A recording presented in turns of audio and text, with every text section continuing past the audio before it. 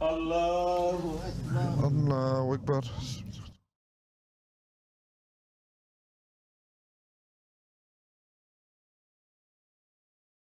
C'est Christian, 49 ans.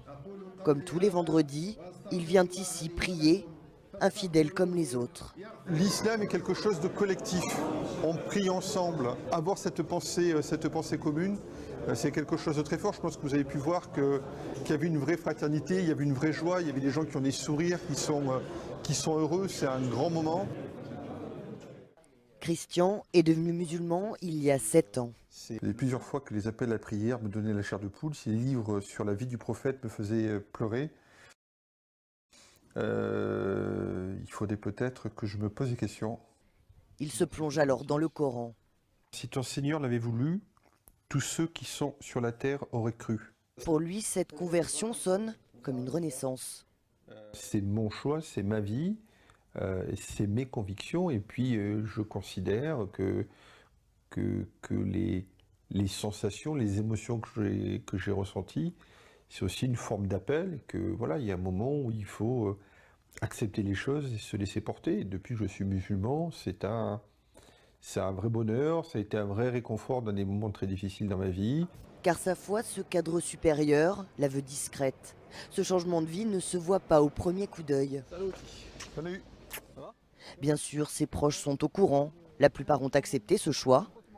Frédéric est son plus vieil ami. J'ai connu en 83, pour moi c'est le même aujourd'hui.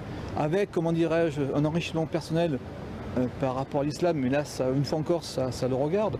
Mais franchement, moi, je ne vois pas de différence. Ça m'a incité à me renseigner plus en amont sur l'islam, à justement éviter les clichés dont Christian parle, et avoir un discours vraiment plus responsable sur la religion et sur l'islam. Ça, c'est évident, par contre. Je dirais que sa conversion m'a plus enrichi, moi, que lui. Dans sa mosquée d'Antony, en région parisienne, son arrivée n'a pas non plus posé de problème. Christian s'est bien intégré, il fait même partie de la Choura, le conseil des sages chez les musulmans. Par son exemple, il veut balayer les idées reçues.